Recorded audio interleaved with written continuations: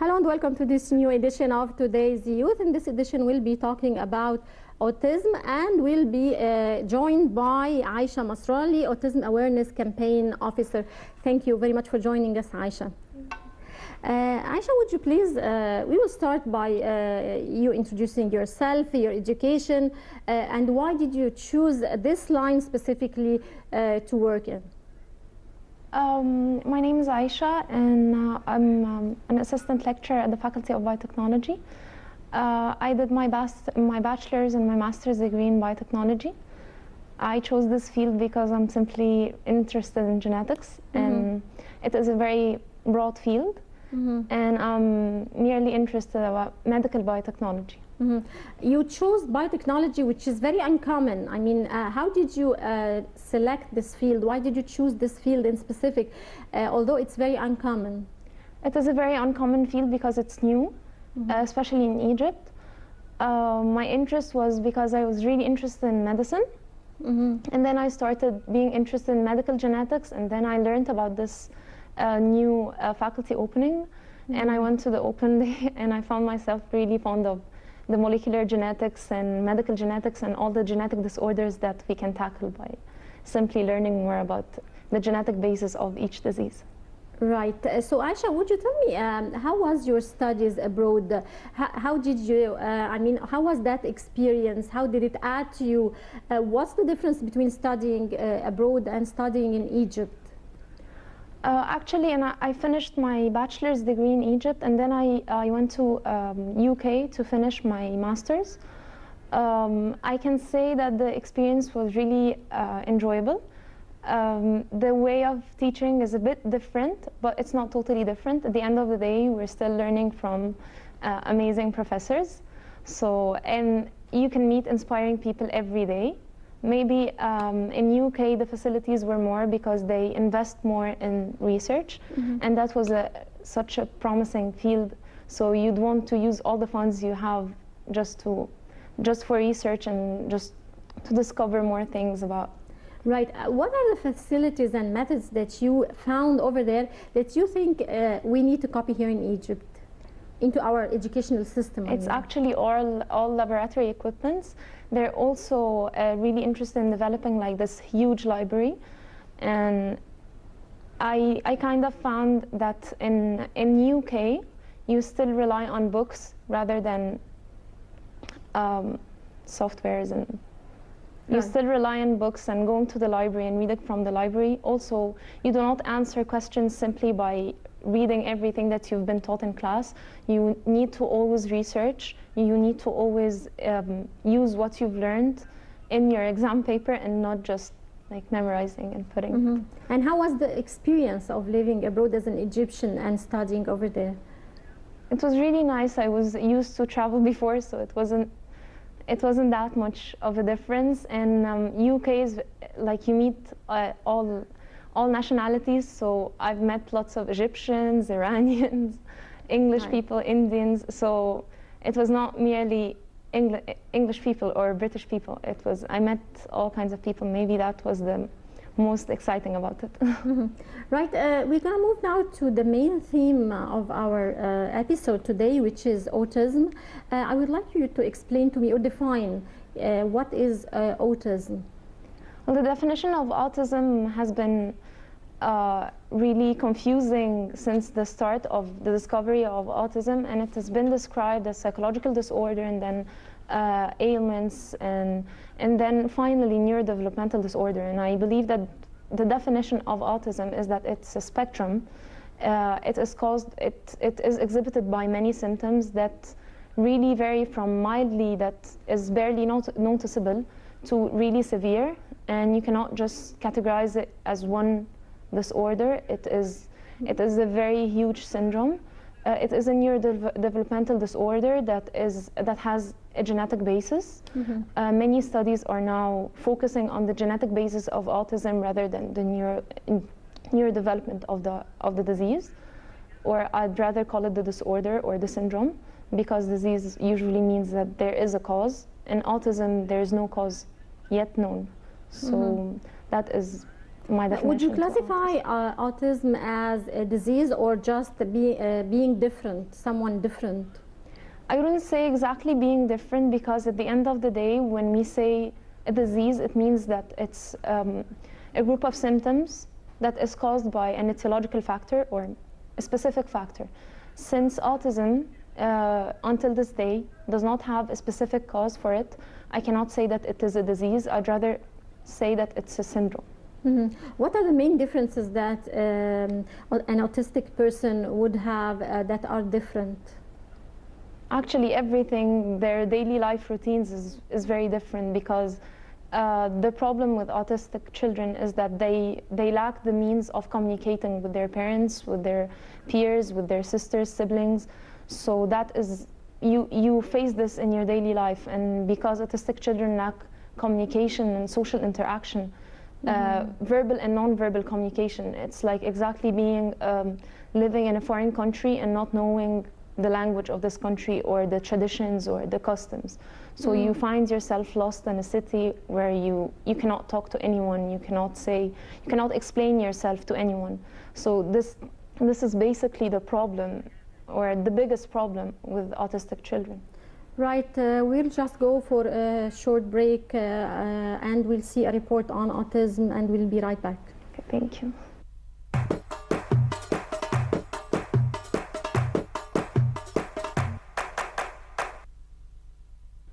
Autism is a disorder of neural development characterized by impaired social interaction, verbal and nonverbal communication, and by restricted and repetitive behavior.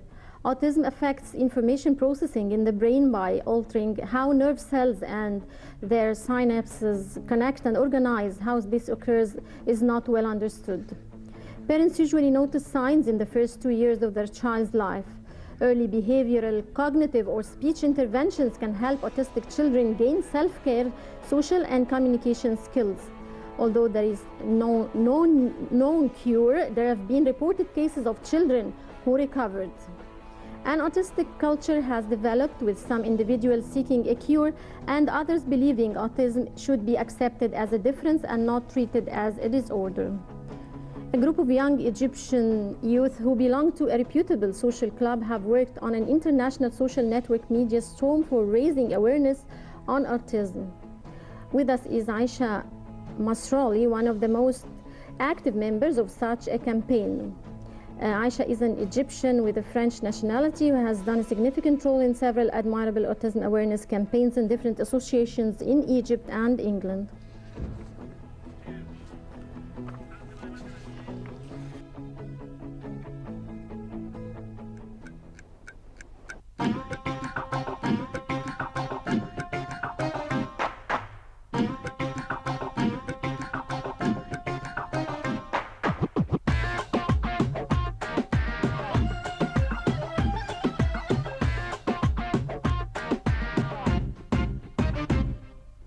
Welcome back, and once again I would like to welcome my guest Aisha Nasrali. Aisha, would you tell me at what age does parents discover that they have an autistic child? When are the signs clear, I mean, for a parent to recognize the difference? I mean, medically or theoretically, they should be at 16 months approximately. After the age of 1 year, you start noticing that your son is not paying attention. He's not communicating with you like the way he should. He's not responding to when you call his name.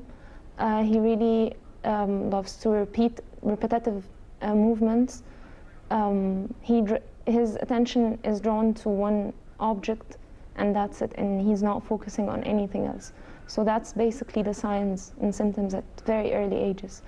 Also, the language and verbal communication is delayed, and that's one other very important sign. Mm-hmm. What are the main problems that an autistic child faces at the very beginning?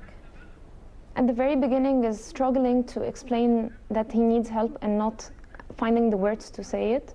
And until the family starts accepting him the way he is and not pushing him to talk or pushing him to do things or say things, because he simply can't. He does not. He lacks the ability to do it. He needs people first to understand, and then give him the treatment, the special treatments that he needs.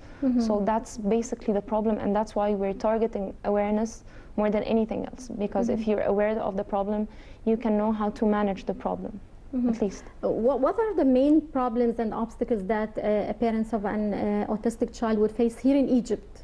Here in Egypt would be definitely that there is no special care or special education for autistic children. I mean, they face problems even when administering them into schools and normal schools. Nurseries. But they would attend normal schools. They would definitely. It is advisable that an autistic child goes to a normal school, but with a personal tutor, meaning that the teacher should be aware that this kid is different and should always be trained on how to deal with him. But definitely you should not exclude them in a specific or in a special school, because this would only make them more excluded from our world, and all we need is to merge people together and try to make them communicate with us. In our program, Today's Youth, we had a previous episode on autism, and we met with one of the parents of an autistic child who mentioned that she couldn't get her child into a normal school, and the school refused to admit the child. Is this being, I mean, how do you see this? How do you comment on this? We are dealing with this right now and trying to do awareness campaigns, because what some school administrations don't know is that most of the kids, not most, I'd say that 25 to 30% of the kids with autism have average or higher IQ, while 15% of them are autistic savants, which means that they are geniuses. So for them to miss an opportunity to foster a child like that is their loss. Secondly, I would not only blame the school, because the school cannot take someone in not providing enough care for this person. So it wouldn't be, I know some schools that are accepting autistic children, but they do not train the teachers on how to deal with autistic children, even though here in Egypt now they are offering training for trainers. So you can train actually your teachers on how to deal with autistic children.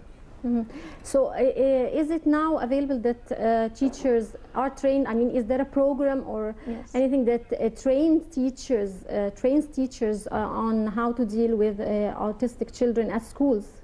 There is a society that is offering trainings for teachers, but there's not a program for teachers. There is trainings. So if the teacher is interested and he wants to go and take courses on how to deal with autistic children, he would, but I believe that this should be forced by the school itself. What do you think should be done here in Egypt to help those children and their parents to lead a normal life, or something close to normal? I would say that the first thing is we start with the family itself, because some families, they do not accept the difference of their son, and they see it as only a bad thing, while they can actually learn to live with it and learn to accept their son, so that he would accept them in his own world. So the first thing is that parents should know what autism means and what to do with autism and what to do with an autistic child. So the first thing is, the parents sometimes they live in denial and they do not want to admit that their child is autistic or might have a problem, and they choose to ignore it, and this delays the intervention, and this makes any treatment really harder. So right, more into awareness campaigns. You've participated at an awareness campaign at Greenwich University, I think. Would you tell me more about this campaign, and how was it organized? Well, in the UK, it was not done by the university itself, but we've done it at university level. In UK, there is a society for autistic children. It is an international society that fosters children with autism, produces newsletter and brochures, does awareness campaign and everything. And as a member in this society, I was able to implement what they're doing in London and in some cities in our university, and started this campaign at the university. They have done also like this competition, or they wanted to focus on the people or the parents of people with autism or children with autism, and shed the light on those people and what they do and how they suffer sometimes because of the hurdles that they account every day with their child. And they did something called Awesome for Autism.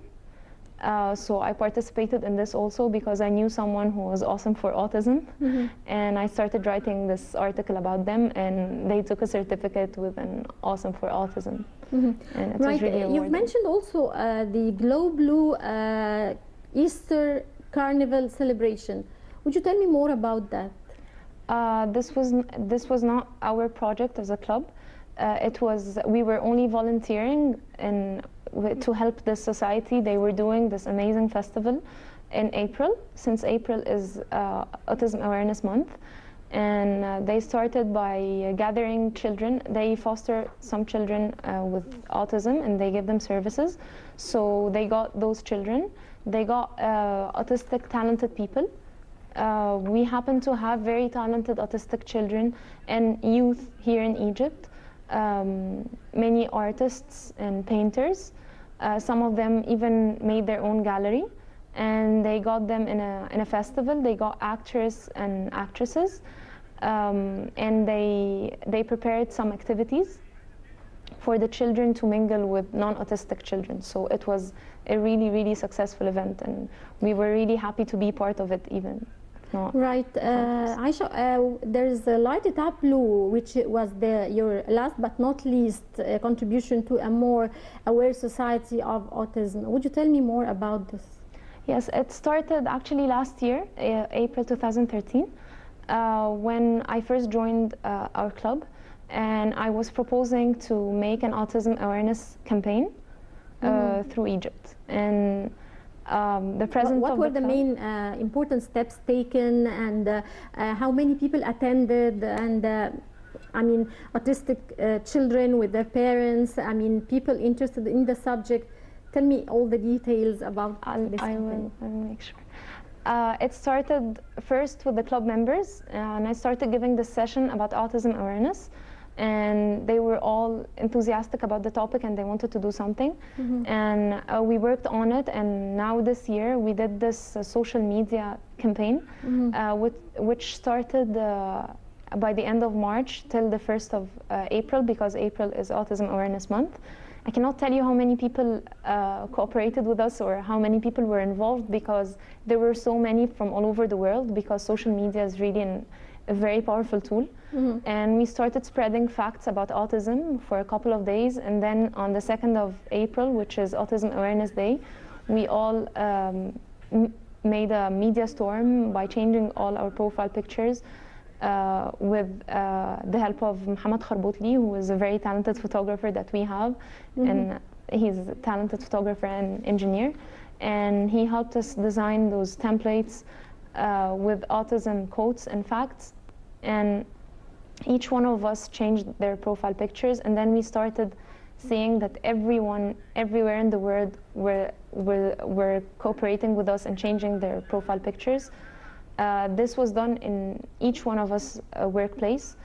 For example, in my faculty, I started telling the students that the 2nd of April is Autism Awareness Day, and I was really happy to see all of them coming wearing blue, because this is the initiative, Light It Up Blue, and wearing blue and carrying slogans in the university and telling everyone about autism. And this grew attention, and people came and started asking about autism, and I was really surprised that many people didn't know what this means even, or that people might suffer from something like that. And this was a very good initiative. And after that, we started hosting lectures. Dr. Magda Musa, who gave us a lecture about how to design architecture design for special needs, and specifically autistic children, a study that was done here in Egypt, and that is has very promising results. If you would rank the steps we need to take to to take for a better society for autistic people, whether children or seniors, how would you rank the steps? What's the most important to integrate them into the society and lead a normal life? I would definitely say 3 things at a time. It would be education, awareness, and research. Those are the 3 main important things that you need to work on for anything to develop and show positive results. So we need to educate people about autism, especially the teachers themselves and the parents, and how to deal with their children. Secondly, awareness to children, and that was very important about the festival, that it taught children how to deal with autistic children, and not only to play with people who look alike.